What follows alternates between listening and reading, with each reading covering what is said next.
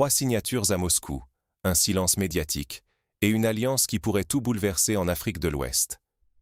Vous avez bien entendu, il y a 3 jours, dans une salle officielle sous les projecteurs russes, le Burkina Faso, le Mali et le Niger ont signé un accord militaire secret avec la Russie. Aucun communiqué détaillé, aucune fuite dans la presse, juste des poignées de main, des regards sérieux et une promesse. Moscou va fournir à ces 3 pays non seulement des armes, mais aussi de l'aviation, du renseignement et de la formation. Plus qu'une livraison de matériel, c'est tout un partenariat stratégique qui se joue, dans l'ombre, loin des caméras occidentales. Et ce qui frappe, c'est le contraste avec la France. Pendant près de 10 ans, Paris a déployé des milliers de soldats au Sahel, avec des drones, des avions de chasse, des opérations massives. Mais le terrorisme n'a cessé de progresser, les chiffres explosent et la population demande le départ des troupes françaises. Face à ce refus d'un soutien sans condition, la Russie, elle, promet une alliance sans préalable, sans tutelle, et devient vite l'acteur incontournable. Mais attention, ce n'est pas qu'une affaire de géopolitique ou de rivalité Est-Ouest. Pour le Sahel, c'est la possibilité de reprendre le contrôle, de gagner du temps pour la stabilité, de récupérer ses ressources, de restaurer sa dignité. Pour les puissances étrangères, c'est la peur de perdre influence et accès économiques. Alors, la question est simple. Qui profite vraiment de cette nouvelle alliance? Est-ce une histoire de domination qui change de couleur, ou un vrai tournant historique où l'Afrique de l'Ouest impose enfin ses propres règles? Si on néglige cet accord, on risque de passer à côté d'un basculement majeur et de perdre la chance de comprendre le renversement d'un siècle d'équilibre. Pour saisir l'ampleur de ce changement, il faut d'abord revenir sur le contexte sécuritaire et politique qui a mené à ce point de rupture. 9 ans de présence militaire française avec la technologie la plus avancée, et pourtant, l'insécurité a explosé. Voilà le paradoxe qui hante aujourd'hui le Sahel. Comment expliquer qu'avec plus de 5000 soldats français, des drones, des avions de chasse, des forces spéciales et tout le soutien d'une puissance classée 6e armée mondiale, la région n'ait pas retrouvé la paix?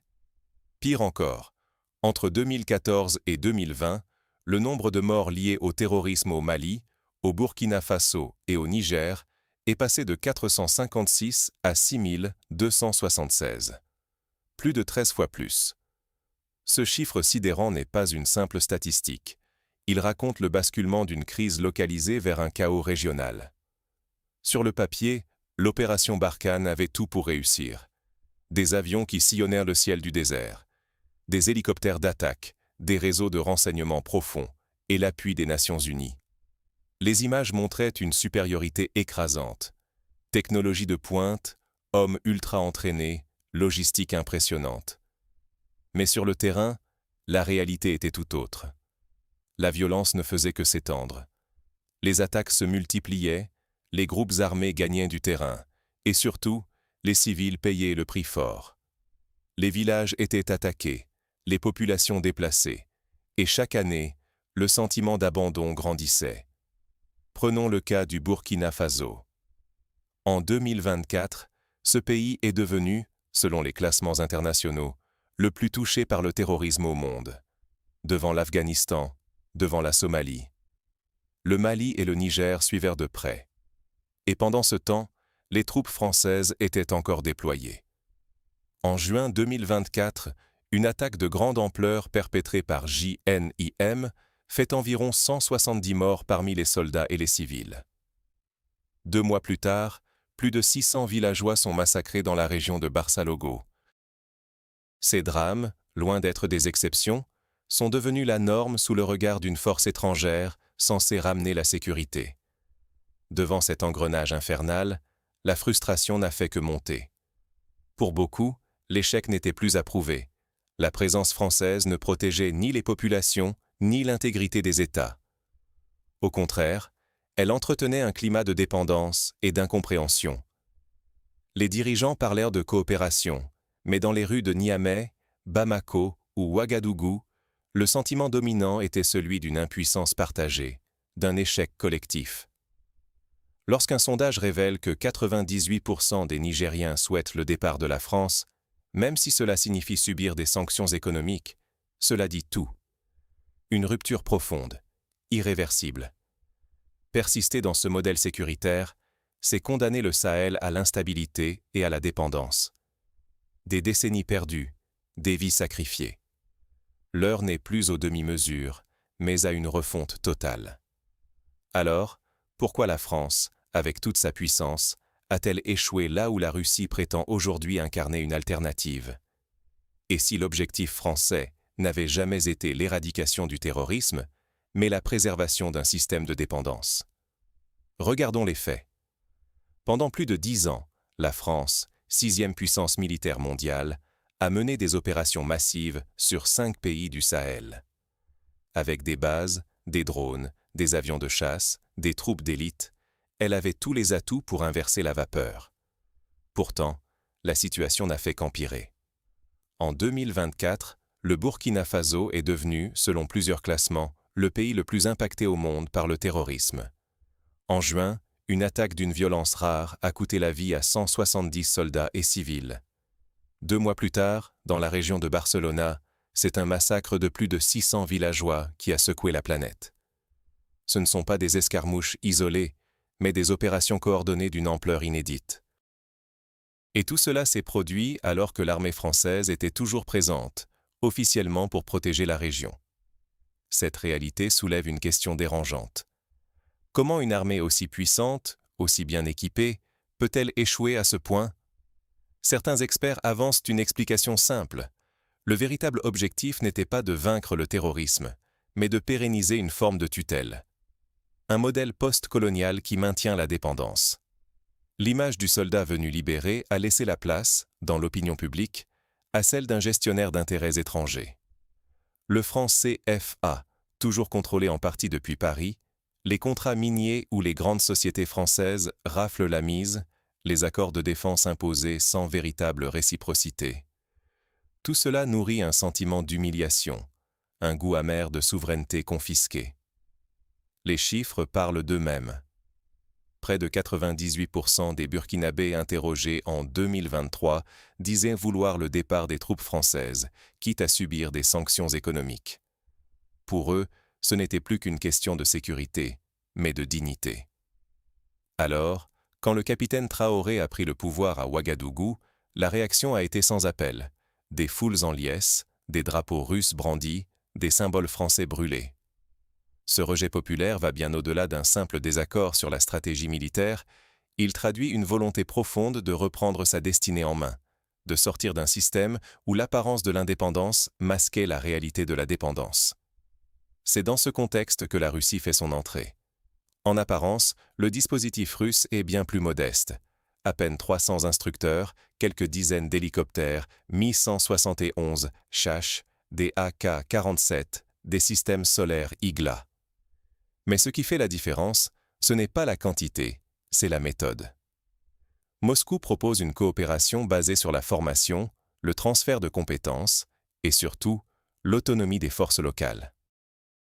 Pas de milliers d'hommes pour occuper le terrain, mais des équipes techniques chargées de renforcer les capacités nationales en fournissant un matériel robuste, simple à entretenir, sans chaîne logistique complexe dépendante de l'étranger. L'idée ? Redonner aux armées sahéliennes la maîtrise de leurs opérations et réduire le besoin d'assistance extérieure permanente. Cette approche n'est pas exempte de critiques, bien sûr. Mais pour beaucoup, elle représente une rupture salutaire. Là où la France conditionnait son aide à des réformes politiques, des élections et imposait sa vision de la gouvernance, la Russie livre du matériel, forme, protège et s'abstient de tout discours moralisateur. Pas de leçons de démocratie, pas d'ingérence sur les médias ou les constitutions. Et dans une région lassée des prescriptions venues de l'extérieur, ce pragmatisme séduit. Il donne l'impression, à tort ou à raison, que le Sahel retrouve un levier d'action, qu'il peut enfin choisir ses partenaires, négocier ses ressources et restaurer une part de sa dignité perdue. Attention cependant, ignorer ce nouveau modèle, c'est risquer de perpétuer les vieilles logiques d'ingérence, d'instabilité, voire de déclencher de nouveaux conflits et de perdre le contrôle des ressources africaines. Ce basculement stratégique n'est donc pas qu'un simple jeu d'alliance. C'est une question de survie politique, économique, identitaire. Mais la Russie n'est pas la solution miracle. Pourquoi Moscou s'implique-t-elle vraiment? Et pourquoi les populations africaines acceptent-elles ce nouveau partenaire? C'est ce que nous allons explorer. Le vrai bouleversement? Ce n'est pas seulement le remplacement d'un drapeau par un autre, ni le passage d'une tutelle à une autre puissance. C'est l'émergence, devant nos yeux, d'une diplomatie plurielle et la fin de la dépendance unique qui a longtemps étouffé l'Afrique de l'Ouest. Aujourd'hui, les États du Sahel, Burkina Faso, Mali, Niger, n'acceptent plus qu'on leur dicte la marche à suivre. Ils veulent négocier, choisir et surtout multiplier les partenaires selon leurs propres intérêts.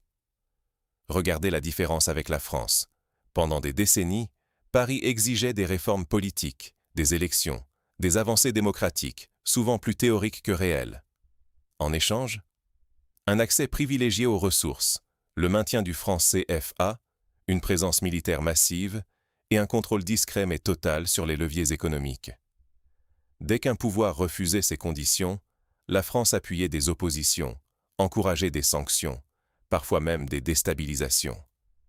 C'était un partenariat à sens unique où la souveraineté se négociait toujours à perte. La Russie, elle, ne s'en cache pas. Ce qu'elle veut, c'est l'accès aux ressources, de l'influence, une présence stratégique. Mais au lieu d'imposer ses valeurs ou de surveiller chaque pas des gouvernements locaux, Moscou propose un contrat direct. Pas de conditions sur les élections, pas d'exigence de réforme, pas de monopole. 300 instructeurs russes à Ouagadougou, pas 5000 soldats. De l'armement robuste, facile à entretenir, et une promesse, enseigner aux Burkinabés à mener leur propre guerre, pas la faire à leur place. C'est un échange clair. On vous aide à sécuriser votre régime et à former vos forces. En retour, vous ouvrez des mines, vous signez des contrats. Pas d'hypocrisie, pas de paternalisme. Et surtout, si demain le Burkina Faso juge que l'accord ne lui convient plus, il peut y mettre fin.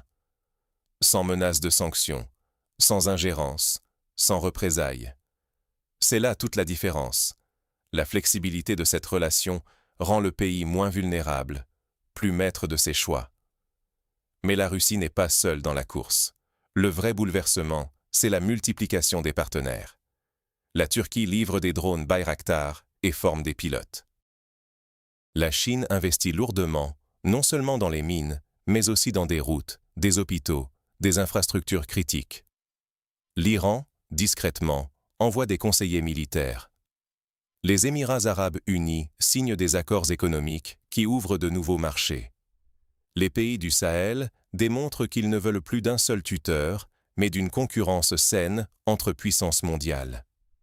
Chacun apporte quelque chose, et personne ne peut tout dominer. C'est dans ce contexte que naît l'Alliance des États du Sahel. Au-delà d'un simple pacte militaire, c'est un projet de défense mutuelle, de coordination sécuritaire et même, à terme, d'une nouvelle monnaie régionale. C'est la volonté claire de rompre avec les structures héritées de la colonisation. On assiste à un retrait massif des réseaux francophones traditionnels, que ce soit la francophonie ou la CEDEAO, perçus comme des relais de l'influence occidentale. Et ce qui se passe au Sahel fait tache d'huile. Un effet domino est en marche. Au Tchad, au Sénégal, en Côte d'Ivoire, au Gabon, des voix s'élèvent pour réclamer la même souveraineté, la même pluralité d'alliances. Même les coups d'État militaires, autrefois dénoncés comme retour en arrière, sont aujourd'hui applaudis par beaucoup comme des actes de libération, non de dictature. Dans ce nouveau récit, restaurer l'autorité par la force devient un geste de dignité, pour reprendre les rênes et briser le cycle d'instabilité orchestré de l'extérieur. Mais attention, tout n'est pas gagné. L'enjeu désormais, c'est de garder le contrôle de ce pluripartenariat. Il ne s'agit pas de remplacer une dépendance par une autre. La vraie souveraineté, c'est la capacité de dire non à tous, de choisir ses partenaires selon ses besoins, de rompre un contrat dès qu'il ne profite plus au peuple. Il faut éviter le piège d'être manipulé par de nouveaux acteurs, de sombrer dans une nouvelle forme de tutelle plus subtile, où l'on croit être libre sans l'être vraiment. Alors, comment transformer cette dynamique inédite en souveraineté durable? Comment faire pour que ce sursaut historique ne soit pas un simple feu de paille, mais le début d'une ère nouvelle pour l'Afrique de l'Ouest? C'est ce qu'on va explorer maintenant. La leçon? La souveraineté ne se donne pas, elle se construit, partenaire après partenaire. Ce que le Burkina Faso, le Mali et le Niger nous montrent aujourd'hui, c'est qu'il n'existe pas de raccourci ni de formule magique pour sortir de la dépendance. Il ne suffit pas de tourner le dos à Paris pour tomber dans les bras de Moscou et croire que tout est réglé. Non. La véritable rupture, c'est de refuser toute dépendance exclusive, qu'elle vienne de l'Est ou de l'Ouest. Pendant des décennies, la France a imposé ses règles, ses conditions et ses intérêts, au point de faire payer très cher le simple fait de vouloir dire non. Sanctions, coup d'État, déstabilisation. Voilà la facture de l'indépendance. Mais aujourd'hui, avec la Russie, et surtout grâce à une diversification réelle des alliances, les États du Sahel se donnent enfin la possibilité de rompre avec ce schéma toxique. Regardez de près. Le Burkina Faso ne s'enferme pas dans une nouvelle dépendance.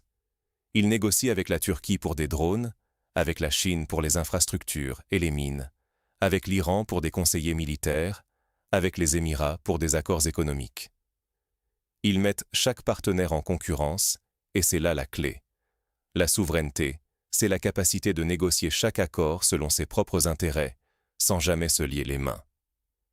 Si demain l'accord avec la Russie ne satisfait plus, ils peuvent le rompre, sans craindre de voir débarquer des sanctions, des putschs ou des campagnes de sabotage. C'est le pouvoir de dire non, un pouvoir que la France avait soigneusement confisqué pendant des décennies. Mais attention, le risque majeur, c'est de remplacer une domination par une autre. La tentation est réelle, et l'histoire africaine en est truffée. D'où l'importance de garder toujours plusieurs partenaires, de ne jamais céder à la facilité de l'alignement automatique. Plus il y a de concurrence internationale, meilleures sont les conditions obtenues, meilleur prix, plus de respect des intérêts locaux, plus de marge de manœuvre pour imposer ses priorités. Mais la souveraineté ne s'arrête pas à la diplomatie ou à l'économie. Elle se joue aussi dans la valorisation des langues, des cultures et des institutions africaines. Quand le Sahel abaisse le statut du français au profit des langues nationales, quand il quitte des organisations perçues comme des relais d'influence étrangère, il envoie un message clair. C'est à nous d'écrire nos propres règles, de décider ce qui a de la valeur chez nous. Cela dit, il faut rester lucide. Si ces leçons ne sont pas intégrées, si l'on recommence à faire confiance aveuglément à un sauveur venu d'ailleurs, l'Afrique tombera dans de nouveaux cycles de dépendance ou de conflits manipulés. La vigilance est de mise. La souveraineté s'exerce, se défend et s'entretient chaque jour, dans chaque choix de partenariat, chaque négociation, chaque réforme. Alors, dans ce nouvel équilibre, l'Afrique de l'Ouest et au-delà se trouve face à un défi inédit. Comment garantir que cette quête d'indépendance ne soit pas un simple changement de maître, mais bien la naissance d'un modèle véritablement africain, pluriel et pragmatique?